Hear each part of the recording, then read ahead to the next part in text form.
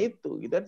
Nah, ini akan terus gitu. Jadi saya sekali lagi katakan bahwa ini tidak akan berakhir. Nah, itu jika kita sadar bahwa menggereja secara digital itu sekarang menjadi sebuah kebutuhan ya. Mengapa dia menjadi sebuah kebutuhan? Yang pertama adalah kita sekarang berada dalam dunia digital yang menjadi bagian dari keseharian kehidupan generasi yang sering disebut dengan generasi X, Y, Z, dan Alpha. Ya mungkin generasi baby boomer juga ada di sana ya. Tapi terutama generasi X, Y, Z, dan Alpha itu kan. Makanya seringkali muncul guyonan lupa pacar, lupa istri, enggak apa-apa tapi jangan, atau bahkan lupa dompet, enggak apa-apa tapi jangan lupa gadgetnya gitu kan. Karena uang di gadgetnya jauh lebih banyak di dalam dompetnya. Karena dengan gadget itu bisa apa saja, 3 barcode disodor bisa beli apa dan apa saja gitu. Semua udah bisa gitu kan. Ya. Kalau lupa istri tinggal telepon saja gitu kan. Kamu di mana nanti saya balik jemput bisa. Ya, tapi kalau lupa gadget orang sudah mulai mikir banyak gitu. Yang berikutnya adalah juga generasi-generasi saat ini adalah generasi mobile yang membutuhkan kecepatan dan kemudahan menjangkau dan dijangkau. Saya seringkali katakan generasi mobile ini adalah generasi yang pagi mungkin dia di Jogja, siang dia di Jakarta, sore dia di Singapura, malam dia sudah terbang ke Amerika, gitu kan.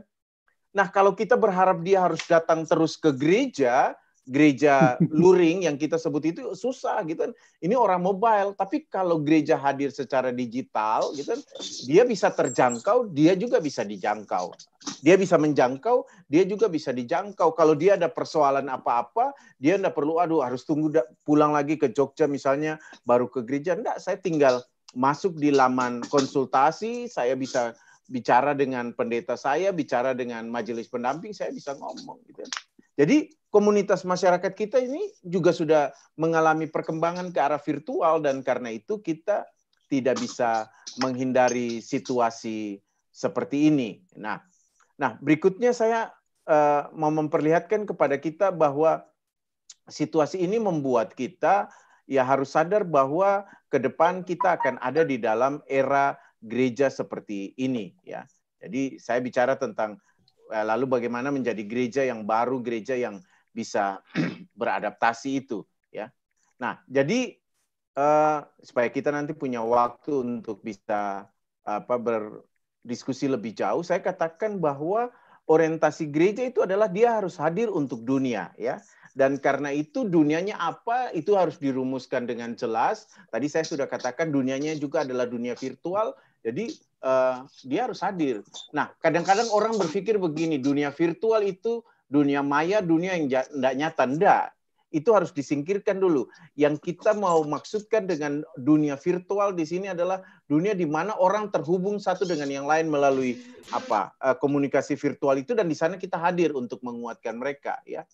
Karena itu kalau sekarang nanti kita bicara tentang bagaimana gereja nanti membuka gedung gerejanya dan bisa kembali beribadah di gereja ya.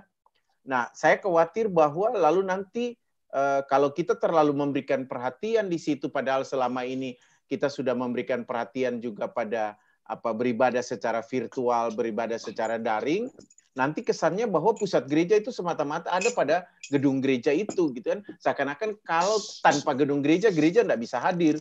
Padahal kan gedung gereja itu kan baru pada abad keempat hadir gitu kan. Sebelumnya orang beribadah di rumah, tidak ada masalah gitu kan. Jadi kesannya bahwa sekalipun persekutuan penting, tetapi sebenarnya dia bisa berlangsung di mana saja dan dalam bentuk apa saja, tetapi yang paling perlu adalah pelayanan gereja kepada dunia itu. Dan untuk menjangkau dunia itu, ya gereja harus tetap memperhatikan dunia virtual ini, daring ini. Ya. Nah, karena itu saya katakan misi gereja harus berorientasi pada keadilan dan solidaritas. Gitu kan? Nah, dia harus menjadi gereja yang tidak hanya berpusat pada gedung ibadah dengan segala ritus-ritusnya saja, gitu kan. Nah, saya mengutip apa yang dikatakan dalam Yohanes 4 ayat 16 dan 23, percayalah kepadaku hai perempuan, saatnya tiba bahwa kamu akan menyembah Bapa bukan di gunung ini, gunung Gerisim, dan bukan pula di Yerusalem. Penyembah-penyembah benar akan menyembah Bapa dalam roh dan kebenaran. Itu diskusi Yesus dengan perempuan Samaria. Jadi di situ roh dan kebenaran itu yang menjadi inti bergerejanya. Jadi bukan gedung gerejanya. Jadi kita mau beribadah secara virtual atau secara daring, kita mau berbicara atau beribadah secara luring, itu enggak masalah. Tapi yang paling penting kepada siapa dan tujuannya apa kita mau beribadah itu, ya. Jadi untuk itu kita harus melihat bahwa ibadah ini harus dimengerti dengan tujuan untuk memberikan penguatan bagi orang percaya dalam menghadapi tantangan dan untuk kembali melayani dunia, ya. Nah, apalagi sekarang kalau kita bicara bahwa orang 6 atau 55 tahun ke atas atau 60 tahun ke atas tidak boleh beribadah di gereja. Lah kalau kita pusatkan ibadah semua di gereja, di gedung gereja maksudnya, lalu bagaimana gitu kan? Bagaimana kita bisa menolong mereka yang tidak bisa ke gereja ini? Nah, itu berarti bahwa daring ini pun tetap menjadi sesuatu yang penting. Ibadah di gereja tidak harus menjadi pembuktian bahwa kita tidak takut terhadap pandemi, tetapi lebih untuk menunjukkan kesetiaan kita kepada Allah yang melindungi dan menolong kita. Gitu. Jadi saya selalu katakan, kalau kita masih harus tetap beribadah daring, tidak apa-apa. Gitu kan. Nggak usah harus berpikir terburu-buru. Kenapa sih kita nggak cepat-cepat saja beribadah gitu kan? Apalagi hari ini itu kasusnya 2.000 lebih gitu kan. Jadi kita berharap Juli itu sudah mau turun, melandai. Enggak, ini sebelumnya 1.800, hari ini 2.000. Nah, kita bagaimana ini? Apalagi kita mau terus berkumpul di gereja. Jadi menurut saya kita perlu lebih bijaksana untuk hal itu. Jadi jangan mau cepat-cepat beribadah di gereja sebagai pembuktian bahwa tidak ada apa-apa kok. Kita aman-aman saja. Jangan gitu. Tetapi kalau kita mau beribadah di gereja, itu adalah dalam rangka untuk menunjukkan kesetiaan kita kepada Tuhan, untuk memberikan penguatan. Dan untuk itu ya tidak dari gereja pun tidak apa-apa. Ya. Nah, tadi sudah saya katakan ibadah pelayanan daring tetap dibutuhkan untuk menjawab kebutuhan generasi milenial dan masyarakat yang mobile dan untuk pelayanan alternatif praktis. Ibadah luring dan daring harus dipahami dalam tujuan untuk memperluas jangkauan, spirit ekumenis religius, dan saling melengkapi, bukan untuk mengurangi kualitas satu dari yang lain atau untuk meniadakan keberadaan satu dari yang lain. Saya dengan sederhana selalu mengatakan ibadah daring itu bukan cuma kalau orang Ambon suka bilang cuma hanya buat tambah-tambah saja, enggak, gitu kan? Iya, enggak. Jadi apa yang enggak ada di luring kita buat di daring, apa yang enggak ada di daring kita buat di enggak. Dia harus saling melengkapi satu dengan yang lain, gitu kan? Dan saya katakan dia harus menjadi spirit ekumenis religius. Artinya begini, GPIB Gideon yang tadinya enggak dikenal orang lebih luas, misalnya hanya mungkin di kalangan GPIB saja, tapi kalau kita tetap ada dalam ibadah daring, gitu, tetap menjadikan ibadah virtual itu sebagai bagian dari pelayanan kita, gereja yang lain juga kenal, oh GPIB Gideon itu seperti ini, ternyata khotbah-khotbahnya itu enak didengar, menarik dan sebagainya, gitu kan. Oh ternyata cara beribadahnya itu seperti ini, menarik gitu kan. Nah, itu ekumenis, tapi religius juga, spirit religiusnya juga jalan gitu kan. Orang beragama lain akan tahu, oh ternyata kekristenan itu ternyata begini ya. Dan terutama secara khusus Gideon itu begini gitu kan. Jadi kita tidak perlu khawatir, mereka dalam ibadah-ibadah mereka tidak ada yang namanya ngancam-ngancam orang atau jelek-jelekin, sindir-sindir orang, tidak ada gitu kan. Jadi spirit religiusnya itu terbangun, kepercayaan terbangun, lalu kemudian kita semakin lebih dekat satu dengan yang lain. Nah, karena itu saya tadi katakan jangan luring dibedakan dengan daring. Jangan yang daring orang bisa lihat itu kita manis-manis gitu kan. Tapi kalau luring, oh kita kecam agama lain, kita kecam gereja yang lain, kita ngomong jelek yang lain gitu kan. Jadi orang cuma hanya lihat kita luar bagus, tetapi di dalam kita jelek. Gitu. Tapi ini harus menjadi sebuah kesatuan yang tadi saya katakan bukan buat tambah-tambah saja itu. Nah, karena itu nanti ini biar nanti Bung Pendeta Jeki yang akan bicara lebih luas. Tapi saya mau katakan bahwa sudah ada tatanan atau katakanlah panduan-panduan yang ada, termasuk yang punya PGI dan juga punya GPIB. Mari kita coba ikuti dia ini, sebagai bagian dari era adaptasi kebiasaan baru. Harus dipergunakan dengan baik. dan belajar untuk mematuhinya gitu kan. Ini kan namanya juga adaptasi, dan gereja harus adaptasi dengan baik. Ada orang yang mengatakan, lah pemerintah bilang 55 tahun ke atas enggak boleh gereja. Lah kalau gereja datang, kami datang ke gereja bawa surat kesehatan bagaimana? Saya bilang mau biarpun sehat pun kalau sudah aturan ya begitu udah gitu. Enggak usah mau bawa surat, bahkan surat kesehatan dari menteri pun ya kalau sudah dibilang 55 tahun ke atas enggak boleh, ya udah kita enggak usah ya. Makanya nanti disediakan ibadah daring juga supaya yang 55 tahun ini tetap ada. Nah, nanti kita bisa ikut ya. Nah, karena itu gereja harus benar-benar menyiapkan diri untuk memasuki era adaptasi kebiasaan baru ini. Ini ada link YouTube yang merupakan perbincangan saya dengan Bung Pendeta Jeki tentang bagaimana gereja harus memasuki tradisi yang baru ini. Nah, karena itu saya katakan dengan situasi yang ada ini dan juga dengan perkembangan dalam dunia digital semacam ini, kita harus memperhatikan bahwa nilai dan tradisi perlu dipertahankan, tetapi bentuk atau pola harus bisa mengadaptasi konteks dan kebiasaan baru, gitu kan. Jadi misalnya salah satu contohnya kebaktian kita yang biasanya suka panjang-panjang, 1,5 jam, 2 jam, bahkan bisa lebih-lebih gitu kan. Adaptasi kebiasaan baru kita mulai kurangi. Yang mana yang kadang-kadang bunganya terlalu lebat di mana, terlalu banyak bunganya kita kurang. Kita buat adaptasi, sesuaikan dia dengan lebih baik gitu kan. Nilai dan tradisi dipertahankan, tetapi ya sedikit diubah dengan mengadaptasi konteks dan kebiasaan baru. Bagaimana liturginya dibiasakan untuk lebih baik gitu kan.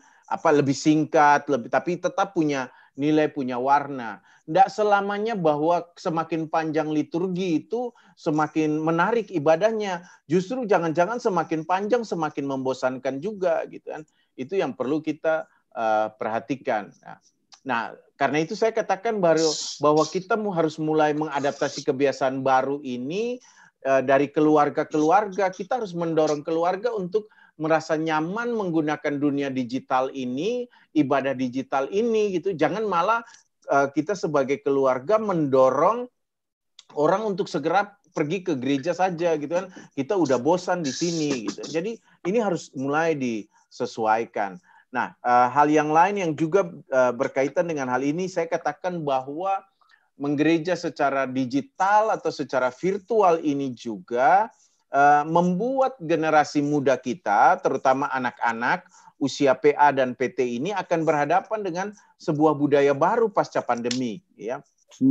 Ketakutan kita kan adalah apakah anak-anak nanti akan ke gereja dalam arti gereja luring, ataukah mereka akhirnya malas, udahlah gereja daring. Ini bagian dari sebuah budaya baru. Nah, karena itu keluarga dan gereja punya tanggung jawab untuk mendampingi mereka, gitu kan. Yang tadi saya katakan, menyadarkan mereka bahwa ini bukan soal pilihan, tapi ini saling melengkapi.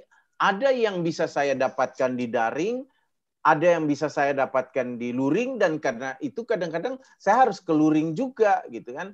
Kita kan makhluk sosial misalnya, jadi kadang-kadang kita harus ketemu. Buktinya aja kita sudah mulai melanggar protokol-protokol kesehatan, belum diizinkan untuk ketemu, sudah pada senang ketemu dan sebagainya. Karena memang situasi kita begitu. Jadi ini yang harus diperhatikan, bagaimana mendidik generasi muda dengan sebuah budaya baru, budaya virtual yang akan mereka hadapi ke depan itu. Karena itu saya katakan pembinaan gereja ke depan harus lebih diarahkan pada mempersiapkan generasi muda ini untuk hidup dalam budaya adaptasi kebiasaan baru itu. Pembinaan melalui Pelkat juga harus lebih bersifat praktis, aplikatif, pragmatis, mengurangi porsi renungan atau khotbah-khotbah yang cenderung sangat logis kognitif itu. Nah, terutama untuk anak-anak muda ini supaya yang praktis, aplikatif, pragmatis berkaitan dengan konteks mereka, dengan pergumulan mereka, nah kita bisa menolong mereka untuk menghadapi hal-hal semacam itu. Karena itu topik-topik diskusi Pelkat harus lebih berkesesuaian dengan isu-isu yang digumuli oleh anggota Pelkat. Apa yang mereka hadapi dalam dunia virtual, apa yang sedang mereka hadapi di dalam dunia digital. Dan menurut saya gereja bisa lakukan hal semacam itu. Dan apa yang sedang kita lakukan malam ini menjadi bagian dari sebenarnya proses-proses pembinaan untuk menuju dunia yang baru itu. Nah, karena itu saya berharap bahwa kalaupun nanti kita sudah bisa kumpul seminar luring, seminar daring ini juga dijalankan bahkan lebih banyak daripada seminar luring itu, gitu kan. Tadi Bung Sten katakan kalau misalnya luring ongkosnya besar, biayanya juga besar, harus nyediain snack, kalau pas makan siang harus nyediain makan siang. Tapi kan kalau begini kan ya udah, snacknya masing-masing, tehnya masing-masing, udah kita nikmati masing-masing, tapi kita bisa belajar. Orang dari Makassar, dari Jogja, dari Palembang, dari mana kita bisa kumpul bersama-sama, lalu kita bisa share. Anak-anak remaja, kita bisa buat PT misalnya, kita bisa buat PT dari berbagai wilayah itu kumpul, kita share bersama-sama apa. Di sana kamu pergumulannya apa, di sini saya pergumulannya apa. Lalu dunia ini kita pakai, dunia virtual ini kita pakai untuk saling memperkaya sehingga kita lebih saling mengenal satu dengan yang lain lagi, ya. Nah, karena itu saya katakan gereja harus terus melangkah ke depan, tetapi harus belajar menyesuaikan diri dengan konteks yang ada, bukan hanya sekedar menjadi penjaga tradisi.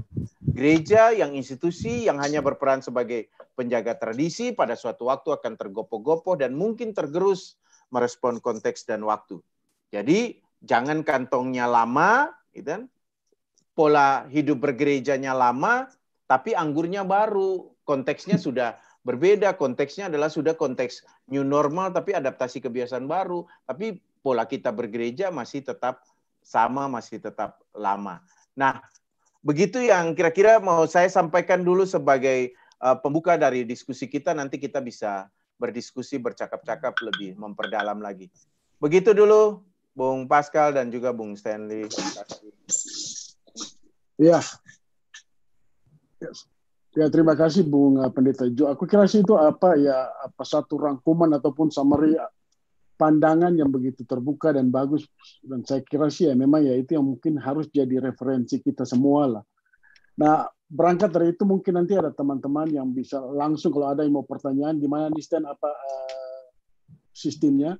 Cuma mungkin Bung Jo kalau misalnya boleh extend sedikit. Tadi menarik waktu Bung Jo bilang bahwa bagaimana gereja berubah.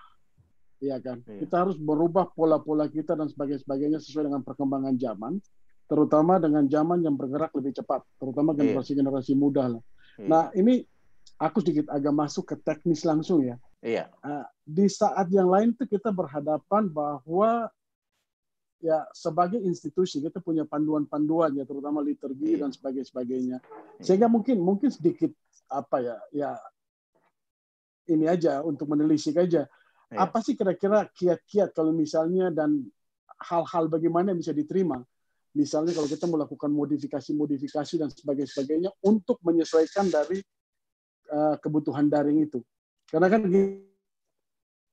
ini kalau dari latar belakang bahwa kalau kita ibadah daring bukan hanya masalah konten isinya, tapi juga itu kan video dan audionya itu kan harus semua dipadu-padankan. Nah, sedangkan secara GPIB kita kan punya aturan-aturan yang quote-unquote agak sedikit kaku lah.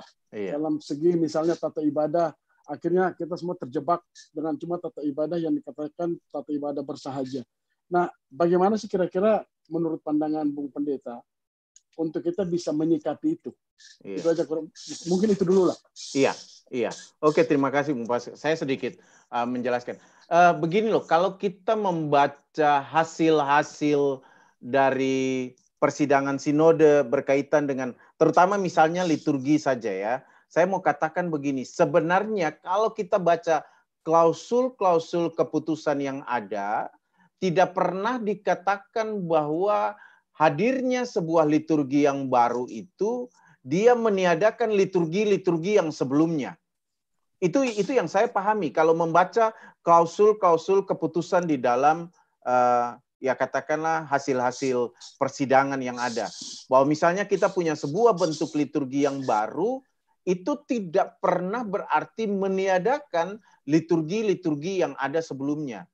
Dan karena itu saya berpikir bahwa liturgi-liturgi yang ada ini adalah untuk saling memperkaya satu dengan yang lain. Sehingga sebenarnya kita bisa punya pilihan-pilihan terhadap liturgi-liturgi yang ada itu, yang liturgi yang bahkan mulai dari tahun 70-an, tahun 80-an, tahun 90-an, itu bisa diperkaya. Dan dalam konteks semacam ini, kita bisa lihat mana liturgi-liturgi yang bisa kita pakai dalam konteks semacam ini. Gitu kan. Nah, persoalan kita begini, saya mau katakan begini, dan dalam beberapa seminar terkait dengan GPIB saya katakan begini. Dulu sebenarnya sinode itu membiasakan jemaat untuk mandiri membuat liturginya, gitu kan? Nah, dalam perkembangan jemaat itu lalu senang mau kasih petunjuk apa liturginya yang baik kayak gimana. Nah, lama kelamaan dalam tanda kutip saya mau katakan bahwa liturgi itu lalu menjadi sama semua, gitu kan? Di Gideon sama dengan di Marga Mulia, sama dengan di Paulus, di Evata, sama dengan Immanuel di Makassar, di mana semua sama, gitu kan? Nah, padahalnya kan harusnya enggak begitu. Kita bergereja kan tidak untuk penyeragaman, tapi kadang-kadang kita juga nih jemaat-jemaat, ya mudah-mudahan Gideon enggak begitu, gitu kan? Tapi saya melihat kalau itu bukan dari majelis sinode, kita merasa itu enggak pas, gitu kan. Itu bukan sesuatu yang katakanlah yang GPIB begitu. Tapi kalau liturgi itu datangnya dari GPIB, dari sinode, gitu kan. Nah, itu yang pas gitu. Padahal menurut saya enggak juga, gitu kan. Kalau kita baca buku-buku panduan kan yang paling penting kan itu rumpun-rumpunnya. Nah, rumpun-rumpunnya itu jangan kita bolak-balik, gitu kan. Tapi rumpunnya itu bisa kita isi dengan bermacam-macam. Nah, dalam persidangan sinode tahunan di Bekasi 2 tahun yang lalu, kalau tidak salah itu, ya. Nah, sudah diputuskan dalam persidangan sinode tahunan bahwa yang penting rumpun-rumpun itu. Nah, tidak ada lagi kirim-kiriman liturgi dari majelis sinode ke jemaat-jemaat untuk hal-hal semacam ini. Bahkan termasuk ibadah-ibadah khusus pun tidak ada lagi kirim-kiriman liturgi ini, gitu kan. Nah, cuma memang sampai sekarang itu belum dijalankan. Masih ada juga kirim-kiriman liturgi dalam dari sinode kepada jemaat-jemaat. Nah, saya berharap bahwa situasi ini juga menjadi sebuah pembelajaran bagi kita sebagai GPIB secara bersama, bahwa ya kita bisa mandiri membuat liturgi dengan liturgi-liturgi yang ada, kita kemas dia menjadi apa yang tadi juga sudah disebut dengan liturgi yang bersahaja. Nah, kritik saya memang seringkali kepada GPIB, dan saya tidak hanya di sini, di mana saja saya dalam pertemuan-pertemuan GPIB, bahkan sinode pun saya selalu katakan bahwa kadangkala perhatian kita itu bukan pada hal-hal yang hakiki, tetapi hanya pada hal-hal yang modis saja menurut saya, gitu kan. Kita benahi masih lebih banyak yang modis saja, gitu kan. Lalu yang modis itu kita beri makna teologi, padahal itu enggak terlalu penting, gitu kan. Enggak begitu pun juga enggak apa-apa, gitu kan. Misalnya saya katakan, gitu kan, toga itu ya sudah, misalnya biarkan toga itu ya seperti begitu, gitu kan. Toga itu biarkanlah dia seperti begitu. Enggak usah lalu harus dimaknai secara teologis, harus 3 kanan, 3 kiri, ada 6, kancingnya harus 12, lipatannya harus, itu modis.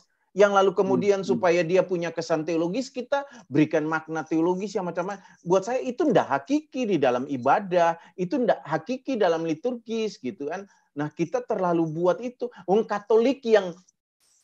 Katolik itu yang mereka punya aturan dari atas, dari boleh dikatakan dari Vatikan itu turun ke bawah. Nah, coba lihat hari Minggu itu, pergi ke gereja-gereja Katolik, enggak ada imam yang pakai baju yang sama, gitu kan, yang ya warnanya mungkin sama tetapi ininya bisa lah. Katolik aja yang dari atasnya itu sangat hierarkis, mereka bisa beragam, gitu, bisa punya keragaman. Lah kita GPIB yang sebenarnya tidak hierarkis kok jadi seragam, gitu kan.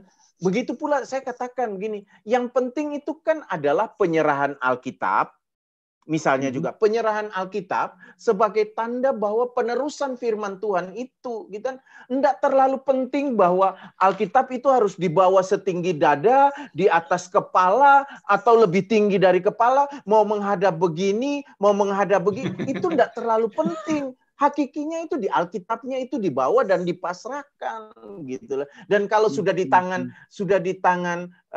pendeta, dia mau pegang dia seperti pegang map di samping, dia mau pegang di sini, dia mau pegang begini, itu enggak usah terlalu dipersoalkan. Itu bukan hal yang hakiki. Yang paling penting itu Alkitabnya itu, gitu kan. Dia mau di samping juga tetap Alkitab, mau dipegang di samping dia bukan map, gitu kan. Mau diangkat begini dia juga bukan payung untuk menutup kepala, gitu. Dia tetap Alkitab. Nah, tapi kadangkala kita tidak memikirkan yang hakiki, kita hanya memikirkan yang modis saja, tetapi supaya kesannya teologis kita berikan tafsiran-tafsiran teologis, gitu. Nah, jadi menurut saya liturgi itu bisa kita buat. Kalau kita harus ibadah 1 jam, lalu mari kita coba buat dia bagaimana, gitu kan. Yang penting kan rumpunnya. Lalu kalau kita mau buat, kalau misalnya karena daring, kita mau dia punya situasi seperti ibadah yang sebelum-sebelumnya, ya misalnya nyanyian dikurangi, gitu kan. Kalau mau ada paduan suara, kalau pakai paduan suara lagi, harus masih ada nyanyi, apalagi nyanyinya 3-4 bait, akan panjang. Tapi misalnya untuk nyanyian kita 1 ayat saja atau 1 bait saja, lalu ada paduan suara, silakan. Nah, cuma kan menyesuaikan dengan bagaimana daring ini kita menyesuaikan. Lalu udah kita atur dia sedemikian rupa. Yang penting bahwa dalam liturgi itu orang merasa bahwa saya beribadah, saya berjumpa dengan sesama, tapi saya juga berjumpa dengan Allah. Gitu. Jadi ada vertikalnya, tapi juga ada horizontalnya. Begitu tambahan saya dulu, Bung Pasca. Ya. Terima kasih Bung Pendeta Jo. Ya, mungkin ada dari bapak-bapak, ibu-ibu, rekan-rekan semuanya, kalau misalnya ada yang mau bertanya langsung ke Bung Pendeta Jo, silahkan. Ya, saya bisa bertanya. Ya, silakan sebutkan nama dan ya, saya asal gereja dari GPIB Petra Bogor. Ya. Ya. Sebetulnya sih pertanyaan saya begini. Yang pertama mengenai era baru kita ini kan mengandalkan digital ya.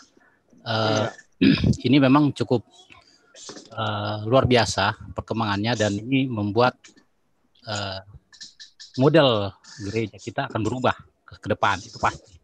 Nah, memang yang jadi kendala kita, terutama ini isu-isu teknis saja, yang seperti di tempat kami, bahwa masih ada yang secara tradisional mereka belum pegang gadget dan sebagainya. Nah, ini salah satu hal yang menjadi kendala. Artinya tetap kami terbitkan liturgi. Nah, terkait dengan liturgi yang seperti Bapak Pendeta katakan tadi, bahwa bisa saja di jemaat itu kita modifikasi. Nah, tapi menurut hemat saya itu sah-sah saja, tetapi tetap harus ada panduan dari sinode agar supaya kita tetap pada jalur yang benar. Takutnya ketika kita membebaskan jemaat membuat liturgi sendiri, malah berubah menjadi aliran lain misalnya. Nah, itu kan jadi masalah baru gitu. Kira-kira itu sih yang saya coba tangkap dari tadi, dan hanya semacam masukan saja. Dan bagaimana tanggapan Pak Pendeta mengenai hal seperti itu? Artinya ketika kita merubah liturgi, sampai sejauh mana batasannya? Karena kita harus tetap satu seragam. Jangan sampai ada jemaat yang berubah menjadi aliran lain begitu gara-gara liturginya begitu, Pak. Iya. Kalau menurut saya yang tadi saya sudah sampaikan, Pak Yanes, artinya bahwa rumpun-rumpunnya itu saja yang dijaga. Kalau ini rumpun menghadap Tuhan, berarti saya harus apa? Saya harus isi dia dengan apa? Lagunya seperti apa? Dan kalau saya mau pakai fotum dan salam seperti biasa atau mazmur tanggapan, harusnya seperti apa? Lalu kan berikutnya adalah rumpun pemberitaan firman, ya. Lalu rumpun pengucapan syukur. Nah, rumpunnya ini yang harus diikuti, jangan yang dibalik. Menurut saya kalau kita balik, nah kita tidak berada dalam kesepakatan ini, gitu kan. Nah, yang dulu juga oleh Departemen Teologi, oleh Majelis Sinode, dalam hal ini Departemen Teologi, yang diharapkan begitu. Jadi rumpun-rumpunnya ini dijaga, gitu. Jadi jangan rumpun mengucap syukur dibalik sebelum atau ditaruh sebelum rumpun pemberitaan firman, gitu kan. Ya. Jadi harus begitu. Jadi rumpun mengucap syukur itu diletakkan kemudian setelah pemberitaan firman, gitu kan. Baru setelah rumpun mengucap syukur itu ya yang terakhir itu rumpun panggilan dan pengutusan itu, gitu. Jadi ini yang penting ini aja. Lalu di tengah-tengah itu pengkalimatannya kita mau ngisi apa, kita mau buat seperti apa, menurut saya enggak terlalu masalah, gitu kan. Lagu pun kan kita bisa tinggal nanti lihat cocok di mana kita bakti, kidung jemaat atau pelengkap kidung jemaat atau apa nyanyian rohani atau apa. Nah itu. Jadi rumpunnya itu aja yang dijaga supaya kita tidak keluar dari tradisi yang ada. Tapi menurut saya kalau kita masih memegang rumpun itu, kita semua masih ada dalam tradisi yang sama menurut saya. Gitu. Ya, gitu. Oke. Terima kasih Pak Pendeta Oce, Bung Yohanes, terima kasih. Mungkin Bapak Ibu kalau ada pertanyaan lebih lanjut, Bu Pascal, ini saya aku mungkin cukup kalau dari teman-teman yang lain. Kalau ada satu pertanyaan lagi buat Bung Pendeta Jo yang mungkin sebelum kita pindah ke berikutnya. Ya, Pak Pendeta Teddy masih nafsu, silakan Pak Pendeta. Ya, selamat datang Pak Pendeta Teddy. Halo. Luar biasa. Dosen. Aduh, saya buka dulu ya. Kabar baik. Ini luar biasa nih. Wah, tambah segar aja nih. Iya, amin. Ini Pak Oce. Iya. Saya senang ya pencerahan yang disampaikan, ya komprehensif sekali. Nah, membuat saya mau menyampaikan sesuatu. Iya. Saya lihat justru dengan pola yang sekarang karena COVID ini kita bergereja secara daring, justru itu satu tantangan agar para pendeta secara khusus itu mengimprove diri. Karena kan sekarang assessment-nya, penilaiannya itu tidak lokal lagi. Ya. Kenapa saya bilang begini? Karena saya perhatikan jemaat GPIB ini kritis. Dia bisa cari channel yang, di GPIB sana, pengkhotbahnya sini, GPIB sini. Itu kalau masih GPIB aja masih oke. Tapi kalau, itu di GPCC saja, jamnya sama. Nah, ini maksud saya begini Pak. Kira-kira Bapak kasih kiat apa nih buat kita nih? Jadi memang kita harus beradaptasi dengan situasi, tapi kalau kita tidak mengimprove diri, wah bisa ketinggalan. Kalau Pak Oce kan saya lihat kreatif sekali nih. Wah, sana jadi bisa memberikan. Nah, kayak kita ini ya mungkin perlu ada kebijakan khusus dari tingkat sinodal atau dari jemaat sendiri untuk kita bisa kreatif lah, bisa. Karena benar loh, saya berapa kali mereka kasih tahu Pak saya di sini. Ada di jemaat lain, atau saya cari gereja ini. Wah, saya bilang ini di satu sisi kita ini jangan repot juga. Nah, itu yang pertama. Jadi kira-kira bekal apa Pak yang harus kita miliki supaya kita bisa mengimprove diri, supaya jangan jemaat kita justru malah pergi ke tempat lain. Iya. Karena keadaan daring ini kan tidak bisa dibatasi, bisa langsung ceklek ke sana. Nah, itu yang pertama. Yang kedua Pak, menyangkut kerelevanan gereja. Kan bahaya abadi menurut Theodor Riedel itu, bahaya gereja yang abadi itu adalah tatkala gereja tidak relevan lagi dalam pelayanannya. Nah, dalam konteks begini, pelayanan yang relevan itu yang bagaimana Pak? Itu aja Pak, makasih. Iya. Nah, yang pertama betul, saya sepakat dengan apa yang dikatakan Pak Pendeta Teddy. Saya itu sendiri sangat merasakan hal itu, gitu kan. Ketika khotbah ini sudah menjadi sebuah khotbah daring, khotbah virtual yang terutama saya selalu sadar begini, dia tersimpan di YouTube dan jejak digitalnya itu ada dan bisa ditelusuri itu. Bahkan sekalipun pemilik akun itu sudah menghapus video itu, bisa jadi orang sudah simpan video itu, gitu. Kita tidak pernah tahu. Nah, karena itu saya sendiri itu sangat hati-hati dengan apa yang mau saya sampaikan. Gitu. Nah, Bapak Ibu saya mau katakan, saya itu biasanya kalau khotbah sebelum-sebelumnya, gitu kan, saya itu hanya tulis pokok-pokok penting aja yang mau dikhotbahkan. Gitu. Lalu ketika di mimbar itu saya bisa khotbah, lalu tinggal saya dalam tanda kutip improve, mengembangkan apa yang saya khotbahkan. Gitu. Nah, tetapi sejak khotbah daring ini, jujur saya katakan bahwa saya menulis khotbah saya itu lengkap. Gitu. Saya menulis khotbah saya itu lengkap karena saya sadar betul yang tadi juga sudah saya katakan, orang akan mencatat dengan baik dan menyimpan jejak apa yang saya katakan, apa yang saya kemukakan. Gitu.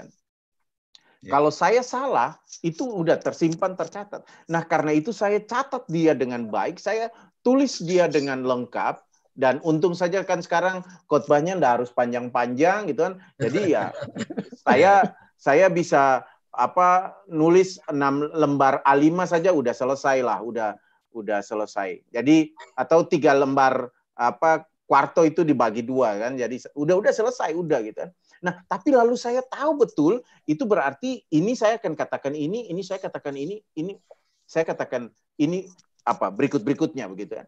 Jadi kalau ada orang yang mengatakan loh kok mengatakan ini, saya bisa cek, oh iya betul, saya katakan begini. Nah, itu penting gitu kan. Jadi ini membuat kita harus hati-hati dalam melihat hal itu. Nah, berkaitan dengan apa yang tadi Pak Pendeta Teddy katakan, saya katakan, nah karena itu juga perlu evaluasi, gitu kan. Menurut saya ini perlu evaluasi. Jadi misalnya katakanlah setelah ibadah sebulan, gitu kan, kita coba, karena itu direkam, kita punya data, gitu kan, kita coba putar dia kembali, lalu kita lihat, gitu kan, mana bagian yang menarik, mana bagian yang kurang menarik. Saya bukan bilang bahwa ibadah ada yang menarik atau ada yang tidak, itu wajar, gitu kan. Tapi maksudnya untuk mengevaluasi, karena yang tadi dikatakan Pak Teddy, orang lebih tertarik ke sana. Nah, ibadah kita ini kan dia sekarang menjadi sesuatu yang diekspos keluar gitu kan. Nah, kalau kita tidak juga mengevaluasi dia dan melihat dia mana yang bisa kita kembangkan, mana yang bisa dibuat lebih menarik, itu kan lalu dia akan biasa-biasa saja dan orang katakan, ibadah minggu lalu, minggu sebelumnya, 3 minggu yang lalu, sama saja, tidak ada perkembangan gitu kan. Tapi kalau kita bisa mengevaluasi dia, lalu kita, oh di sini bisa dikembangkan nih, ini bisa ditambah begini sedikit, atau ini kita cenderung terlalu lama di sini sehingga ini menjadi jenuh. Jadi misalnya ini yang bagian ini bisa dikembangkan, ternyata kita cenderung ini tidak dikembangkan karena kita terlalu lama di bagian pertama. Lalu misalnya kan semua ada di YouTube tuh, bisa ambil misalnya dari Paulus, dari Marga Mulia, atau dari mana, lalu kita bandingkan kira-kira mana, bukan untuk mau meng-copy paste, bukan, tetapi lalu lihat, oh gini gitu kan, supaya orang, oh ya begitu, oh gini nih. Nah, itu juga membangun kreativitas kita nih, jadi membuat kita berkembang. Kalau khotbah itu kan lalu tinggal kita menyesuaikan, tapi bagaimana mengelola ibadahnya itu dengan baik gitu kan. Nah, beberapa orang misalnya sudah mulai bertanya gitu kan, soal bagaimana ibadah itu bisa juga ada puji-pujian gitu kan, supaya ibadah itu kita juga memperlihatkan bahwa di ibadah-ibadah Kristen ya partisipasi jemaat itu ada, mereka juga aktif di sana, mereka bukan hanya menjadi penonton. Nah, itu yang harus kita rancang, kita desain untuk bagaimana memasukkan dia di dalam katakanlah ibadah-ibadah semacam ini.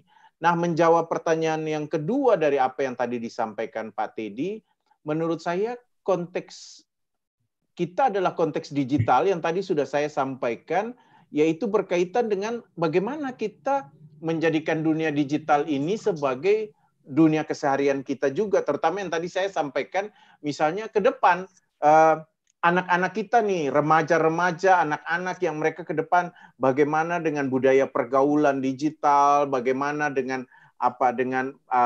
mengembangkan kehidupan dalam konteks dunia digital, gitu kan. Bagaimana misalnya sekarang pandemi ini membuat kita harus lebih kreatif dalam segi ekonomi, dalam banyak hal. Nah, bagaimana itu lalu menjadi juga bagian dari konteks pergumulan jemaat, dan karena itu tadi saya katakan khotbah-khotbah jemaat, pembinaan-pembinaan dalam jemaat tidak lagi hanya berupa penelaahan Alkitab yang hanya bersifat logis itu saja, kognitif gitu kan. Yudas mati di mana, Tuhan Yesus perkataannya di kayu salib ada berapa banyak, udah itu jadi renungan saja gitu kan, yang sekali-sekali kita bisa bahas dia memperdalam, tetapi yang menjadi konteks kita adalah ya bagaimana situasi yang sedang kita hadapi. Nah, karena itu saya seringkali katakan, dan ini bisa dilakukan oleh pelkat-pelkat, saya seringkali katakan begini, sudah cobalah, gitu kan, untuk bulan Agustus, awal Juli, kita edarkan kertas, tanya misalnya untuk PKB, PKP, untuk PKLU, atau untuk PT, GP, dan sebagainya, kira-kira hal apa yang menarik bagi kamu, apa yang menjadi pergumulan kamu saat ini. Lalu mereka catat, kita lihat, gitu kan, apa yang mereka kemukakan, kita catat, kita kompilasi dia, oh ini sama dengan ini sama dengan ini, oh berarti di Agustus misalnya kita punya 4 atau 5, ada 5 minggu, kita punya 5 tema nih yang mau dibahas, gitu kan, mau kita bahas. Karena ini datang sendiri gitu dari jemaat, kita diskusikan dia, gitu kan. Lalu bagaimana nanti kita menjadikan firman Tuhan sebagai terang dasar dari membahas pergumulan ini. Nah, kita bisa diskusikan itu, gitu kan. Nah, dan tadi yang saya sudah katakan, dalam dunia daring begini, ya kita bisa saja tidak membatasi hal itu untuk kita sendiri, tapi kita misalnya buat ibadah GP atau ibadah PT atau ibadah PKB untuk jemaat Gideon, gitu kan, atau jemaat Trinitasnya Pak Pendeta Teddy, tapi kita bisa seperti gini, kita buka, ayo siapa yang mau beribadah bersama kami, siapa tahu bisa sharing. Jadi misalnya, oh ternyata di Trinitas ternyata punya pergumulan yang sama, tapi cara menghadapinya berbeda. Atau di Marga Mulia juga ada orang yang hadir, oh ternyata mereka juga punya pergumulan yang sama, tetapi cara mereka menghadapinya berbeda. Lalu kita semakin diperkaya dengan hal-hal semacam itu, sehingga kita menyadari bahwa ternyata untuk penyelesaiannya tidak hanya ada satu cara, tapi kita punya beberapa alternatif, beberapa pendekatan, tergantung konteksnya, tergantung situasinya, dan itu yang bisa kita kerjakan. Begitu Pak Pendeta Teddy. Terima kasih. Iya. Terima kasih. Terima kasih Pak Pendeta. Ya Bapak, mungkin saya Bung Pasal sudah ya? Ada lagi? Sudah. Ya, cukup. Mungkin materi Pak Pendeta Jo boleh sharing di chat ya Pak ya? Iya, nanti saya share. Iya. Jadi nanti akan di-share Bapak Ibu yang akan mau dapat materi yang tadi Pak Pendeta sampaikan, itu bisa di-download di chatroom. Di chatroom nanti saya kirim ke chatroom. Iya, jadi Bapak Ibu silahkan. Untuk pengetahuan Bapak Ibu juga bahwa saat ini juga kita live streaming melalui channel YouTube, sehingga kalau bisa Bapak Ibu tidak lihat di ruang meeting ini, Zoom meeting ini, tetapi mungkin mengikuti melalui YouTube.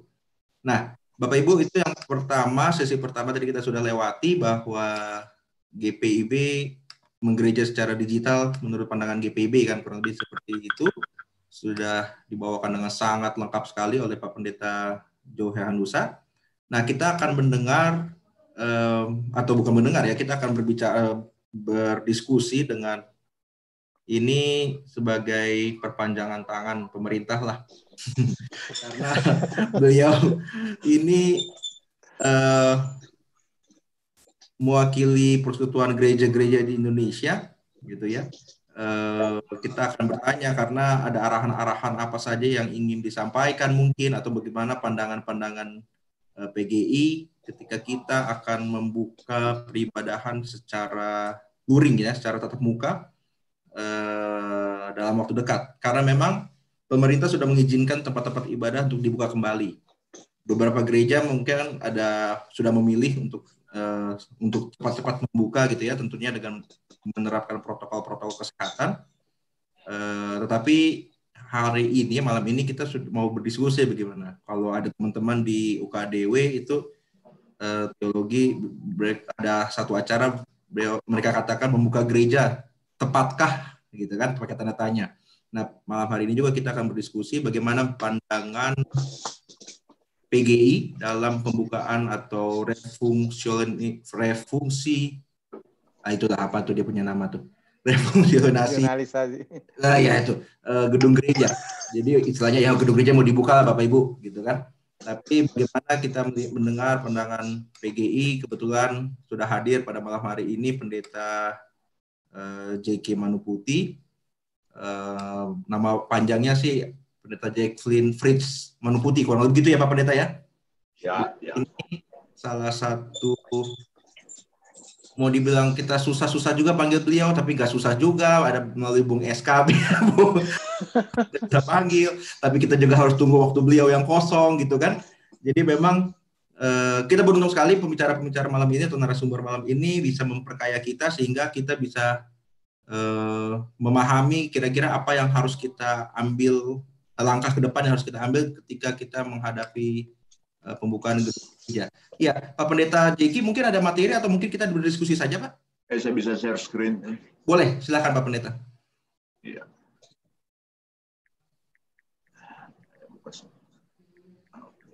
Sambil share screen, Bapak Ibu, selamat malam. Selamat malam, Pak Jeki. Jata, Bung Oce, Bapak Ibu yang lain. Senang bisa ketemu malam ini. Kita dari Zoom ke Zoom. Ya, saya ini sambil double. Jadi kita sudah bukan dipanggil narasumber lagi, tapi narazumber. Ya, saya langsung saja Bapak Ibu yang sudah pengen beribadah karena pemerintah sudah memberi izin dalam situasi new normal. Saya sendiri nggak suka itu diksi new normal, itu sangat complicated ya. Satu bahasa Inggris, yang kedua menjelaskannya mesti ya bagaimana orang tiba-tiba pakai new normal karena kedengarannya enak begitu di telinga. Ya. Tapi sesungguhnya butuh beberapa level untuk menerjemahkan ke bawah begitu. Itu sendiri muncul dari Amerika Serikat ya, pada domain ekonomi, ada filosofis di belakangnya dan lain-lain. Kami di PGI lebih suka memakai realitas baru karena kita akan memasuki realitas baru yang dalam banyak hal beda. Saya pikir tadi juga apa yang disampaikan oleh Bung Oce itu juga sebuah realitas baru. Kita harus beradaptasi dengan yang kayak begini-begini ini. Ya,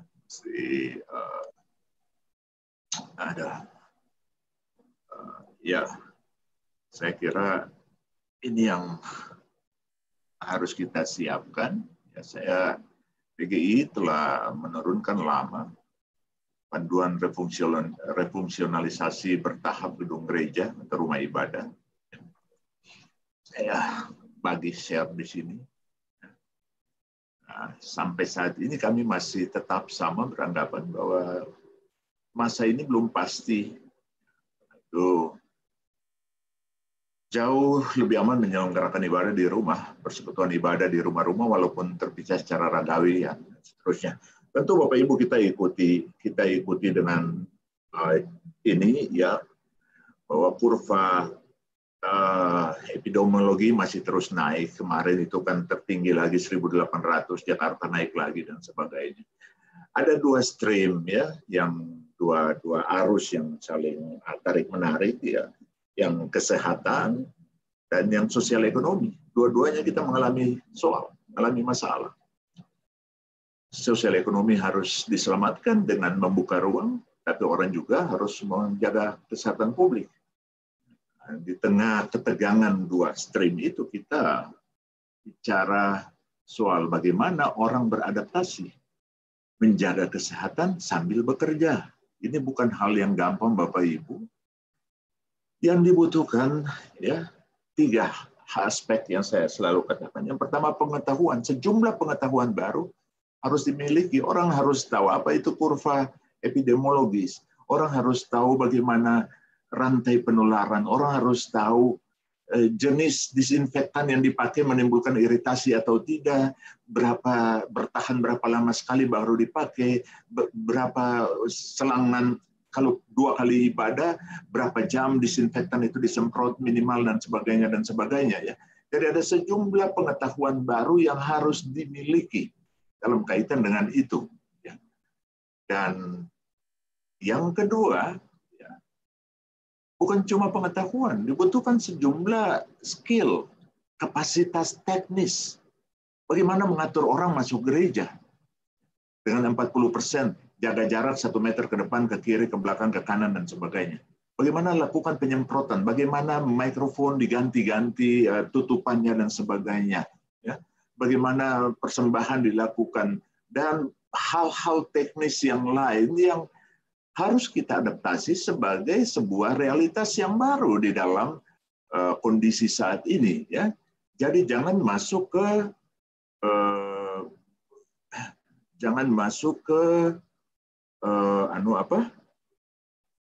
situasi normal baru dengan mindset kita kembali ke situasi sebelum pandemi.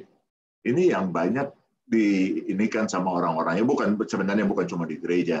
Saya kira itu umum, ya.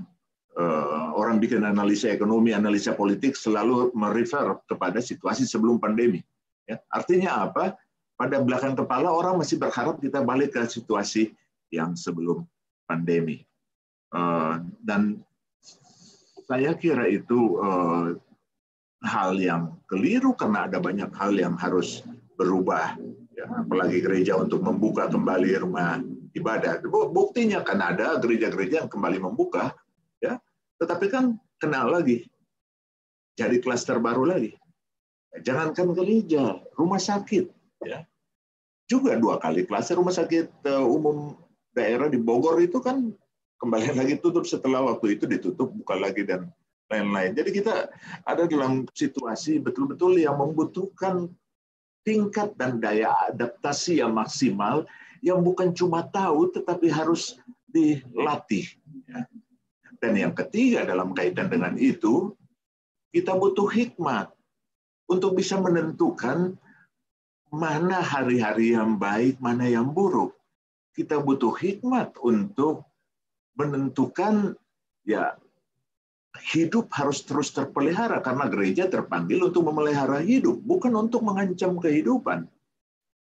Saya gereja dalam perjalanannya bukan baru kali ini mengalami pandemi. Kekristenan sejak awal abad pertama, kekristenan masih jadi enklav-enklav kecil di Romawi sudah berhadapan dengan pandemi. Jadi kita melihat hal ini harus dengan hikmat yang betul-betul diminta untuk memahami ini. Oke, pemerintah bukan memberikan izin, ya, memberikan surat keterangan. Kami berdiskusi panjang baik dengan Menteri Agama atau juga hadir dalam forum lintas menteri yang mengisyaratkan kalau harus diizinkan atau dikasih surat keterangan untuk membuka kembali, maka sejumlah hal harus dipastikan oleh gugus tugas itu tersedia. Ya. Saya bilang, ya, kalau 3 pintu dibuka, maka ada 3 termogan yang dipakai untuk cek suhu. Belum yang lain-lain, disinfektan ini belum, dan segala macam-macam hal teknis. Siapa yang membiayai itu semua, ya? Menko PMK waktu itu lalu bilang, pemerintah harus membiayai itu, tapi tidak tahu bagaimana implementasinya di lapangan. Jadi kita tetap melihat hal-hal itu sebagai sebuah tantangan. Nah, ini kami lalu mengeluarkan panduan, ya, untuk meminta, ya, disiplin dilakukan dengan sungguh-sungguh karena orang tidak bisa menggaransi sekalipun dia masuk dalam zona hijau maka dia bebas dari interference COVID, karena orang dari zona merah bisa bergerak dan pindah ke zona hijau dan orang tanpa gejala bisa masuk dan duduk. Mau pakai protokol seperti apapun juga, tapi kalau protokol pengamanan diri sendiri tidak dilakukan, maka itu sia-sia. Nah, yang di luar diri sendiri itu kan hanya untuk mengkondisikan situasi di sekitar, tapi orang harus membangun sebuah attitude, perilaku baru, karena itu realitas baru dibarengi dengan perilaku baru. Dan sekarang kan kita sudah mulai membiasakan diri dengan itu, keluar pakai masker, ya, jaga jarak aman, dan lain-lain, dikit-dikit cuci tangan, itu kan perilaku-perilaku baru yang harus menjadi kebiasaan. Ya. Jadi disiplin diri itu harus dilakukan, dan disiplin diri itu sangat Kristiani, karena itu dari akar katanya dari discipulus, ya, bahasa Latin yang berubah menjadi disciple dan melahirkan, ya, 2 kata dalam bahasa Inggris, disciple, murid Yesus, dan disiplin. Jadi disiplin itu, ya, suatu kehidupan yang diminta Yesus. Nah, kami membagi kalau mau masuk ibadah dalam 3 bagian. Sebelum ibadah, saat ibadah, dan setelah ibadah. Yang pertama sudah peroleh surat keterangan berdasarkan verifikasi kelayakan dari gugus tugas penanggulangan COVID setempat. Oleh karena itu, relasi atau hubungan dengan gugus tugas itu harus intens dilakukan. untuk tahu di lokasi itu dia sudah hijau atau ini, kurvanya bagaimana, penyebaran di lokasi itu bagaimana, penanggulangan bagaimana, ya macam-macam ya. Lalu disinfeksi ruang ibadah dan pembersihan total dilakukan sehari sebelum ibadah rutin di gedung gereja berlangsung. Kemudian jumlah jemaat yang hadir 40%, tapi jangan patokan di 40% atau 50%, patokan saja kiri kanan muka belakang itu 1 meter. Jadi bagaimana ngatur kursi di dalam, dikasih tanda 1 meter kiri kanan dan lain-lain. Seperti kalau orang ke apotek dan lain-lain, jarak antar 2 kursi itu, 1 kursi di tengah ditutup. Nah itu semua kan harus dipersiapkan. Bukan cuma dipersiapkan, simulasi harus dilakukan untuk itu. Ya. Jemaat yang ibadah rutin lebih dari 1 kali dalam sehari, ya, harus dilakukan kembali disinfektan ruang ibadah dengan jarak minimal 3 jam setelah disinfeksi. Lalu kita mengontrol siapa saja masuk keluar ruang ibadah serta tetapkan pintu masuk dan pintu keluar yang berbeda jika memungkinkan. Jadi itu, lihat hal-hal teknis seperti itu harus diatur warga jemaat yang berusia lanjut atau senior terpapar penyakit menular dan lain-lain. Bisa mengikuti peribadahan dari tempat tinggal masing-masing. Tetapi harus ada ide kreatif bagaimana pengembangan pelayanan kepada para senior, warga gereja senior ini, dan anak-anak. Dia masuk di dalam kelompok rentan pada usia yang seperti itu. Sehingga tanpa datang pun mereka tetap merasa menjadi bagian dari persekutuan yang beribadah. Banyak gereja sekarang pun pakai registrasi. Ya, jadi registrasi supaya bisa di ini. Tapi minggu kemarin kami cek dari minggu ke minggu, beberapa gereja yang registrasinya banyak yang registrasi, pas 40% dihentikan. Pas ibadah buka cuma 20 orang yang datang. Ya. Orang masih takut, ya.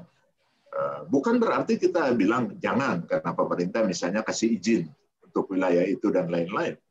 Tapi kita punya hikmat untuk melihat, ya, hal-hal seperti itu. Pengukur suhu tubuh, ya, diperiksa. Siapa yang dilatih untuk memeriksa suhu tubuh? Majelis harus dilatih untuk memiliki skill itu, kapasitas itu. Ya. Bawa Alkitab, perlengkapan ibadah jangan pinjam-pinjamkan. Ya. Karena celakanya sekarang, ini dibuat sebelum WHO menetapkan kemarin bahwa droplets itu bisa lewat udara. Nah, ini adaptasi baru lagi gitu ya. Mikrofon, ya, ada pelindung kan foamnya, itu harus diganti-ganti. Karena kalau Bapak pendeta, apalagi kalau khotbahnya Bapak atau Ibu pendeta atau majelis yang suka suaranya menggelegar begitu, kan dropletsnya keluar, ya itu mesti rajin diganti. Fasilitas cuci tangan, ya, di semua pintu masuk dengan air mengalir dan sabun atau hand sanitizer. Nah, Bapak Ibu bayangkan kalau 4 pintu, 4 fasilitas dengan air mengalir atau hand sanitizer dan lain. Penggunaan masker selama di dalam, sambil nyanyi pun pakai masker. Itu yang kita lihat untuk dalam percakapan, ya. Itu yang kita harus adaptasikan. Lalu pasang pengumuman di depan pintu masuk ruang ibadah, ya, protokol kesehatan selama berlangsungnya ibadah bagi jemaat-jemaat yang menggunakan proyektor itu selalu harus ditampilkan. Bagaimana protokol kesehatan, protokol di dalam ibadah dan lain-lain. Ya. Majelis dan pelayan yang bertugas menyambut jemaat di pintu masuk selalu mengingatkan perihal jarak antar individu. Jadi harus selalu ini, ya, selalu dilatih majelis untuk menyambut dan mengantar keluar. Bagaimana ketika dilatih mengingatkan dan segala macam-macam seperti itu. Kemudian hindari kontak langsung seperti bersalaman, yaitu standar kita sudah tahu, ya, membungkuk, melambaikan tangan, lalu ringkasan pelaksanaan ibadah sebaiknya disimulasikan. Nah, ini kan hal yang baru yang harus dikelola. Bagaimana menata, mengatur ibadah itu, ya, itu hal baru harus dikelola. Oleh karena itu harus ada simulasi.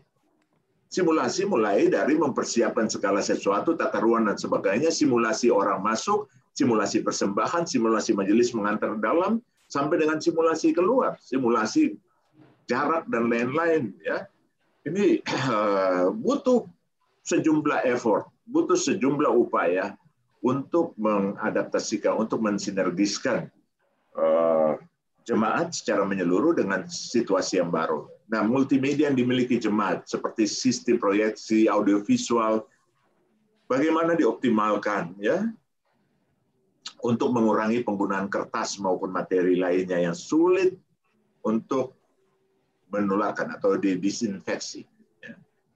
Lalu majelis jemaat, pengurus gereja juga bisa meminta nomor kontak warga jemaat yang menghadiri ibadah secara fisik. Dengan tujuan jika satu saat ditemukan kasus positif, semua hadir memberi informasi. Karena kan di aturan pemerintah itu ini bisa diberikan